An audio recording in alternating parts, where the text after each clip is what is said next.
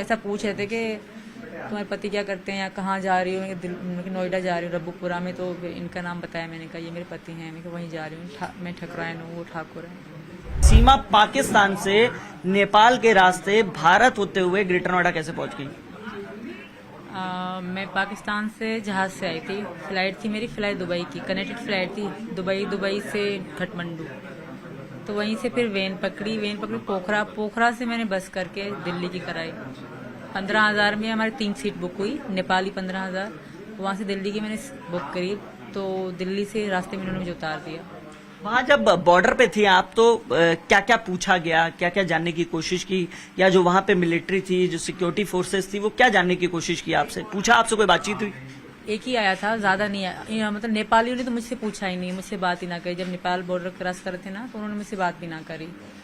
मतलब ऐसा, जब बॉर्डर आने से पहले जो बस का कंडक्टर था उसने हमारे नाम लिख दिए थे कि सीमा, मेरे बच्चों का। आपने अपने बच्चों के नाम क्या बताए थे? जो हिंदू धर्म है, प्रेम का, राज, परी और मुन्नी। मैंने अपना सीमा और इनका सचिन पति का बताया था। तो क्या पूछा था वहाँ, क्या जानने की कोशिश की थी? जब नेपालियों ने तो कुछ पूछा ही नहीं मुझसे, कोई भी सवाल नहीं करा। कि अपनी नेपालियों से पूछ रहे थे कि ये इंडिया की है, कहाँ इंडिया जा रही है। जो इंडिया का एक ही पुलिस ऑफिसर आया था, ओनली एक ही आया था। वो सब अच्छा, बहुत अच्छा था वो। उसने बस मुझसे एड्रेस पूछा, पति का नाम पूछा और मेरे बच्चों से प्यार करा था। बीमार थे ना मेरे बच्चे, सारे से गोदी में पड़े हुए थे। इससे ज़्यादा उन्होंने कुछ सवाल नहीं करे। वो बहुत अच्छा इंसान था शायद, बस यही। उन्होंने कार्ड वार्ड कुछ नहीं पूछा मुझसे। हाँ, बस ऐसा पूछ रहे थे कि तुम्हारे पति क्या करते हैं या कहाँ जा रही हो, नोएडा जा रही हूँ रब्बुपुरा में। तो फिर इनका नाम बताया, मैंने कहा ये मेरे पति हैं, मैं वहीं जा रही हूँ, मैं ठकरायन हूँ, वो ठाकुर है।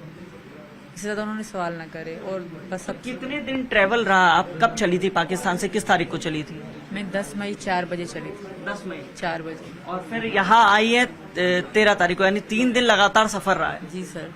तो पहले यहाँ से दुबई गई, दुबई में तो आपके पति भी थे ना? वो तो सऊदीया में है, पर मैं दुबई में थी। दुबई में मेरा फ्लाइट। इस दौरान 3 दिनों में कोई बातचीत हुई पति से? ना, इन दिनों में नहीं हुई। मैं उधर एयरपोर्ट के अंदर ही थी। एयरपोर्ट से बाहर हम गए ना, कनेक्टेड फ्लाइट थी ना, एयरपोर्ट से बाहर आउट नहीं जाने देते। तो वहीं से दूसरे जहाज में बिठा दिया।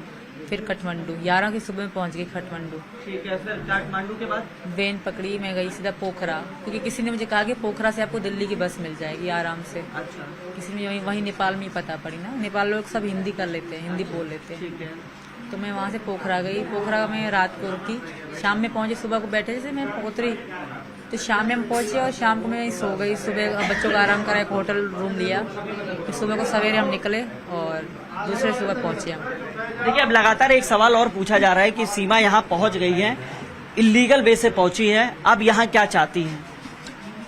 मैं यहाँ रहना चाहती हूँ, सचिन से शादी करके यहाँ की नागरिकता बनना चाहती हूँ, क्योंकि मैं वापस नहीं जाऊँगी। मैं इनके बगैर रह नहीं सकती, पहली बात। दूसरी बात, अगर गई भी ना तो पाकिस्तान में मुझे वहाँ मार देंगे मेरे घर वाले, क्योंकि हमारे यहाँ ऐसे ही सिस्टम चलता है। जब मुसलमान से अगर कर लेना लव मैरिज और पकड़ा जाए तो उनको मार देते हैं। ये तो हिंदू है और इंडिया का है, तो सब थू तभी करते होंगे मुझ पर। कोई भी खुश ना होता होगा, सब गाली देते होंगे मुझे मुसलमान।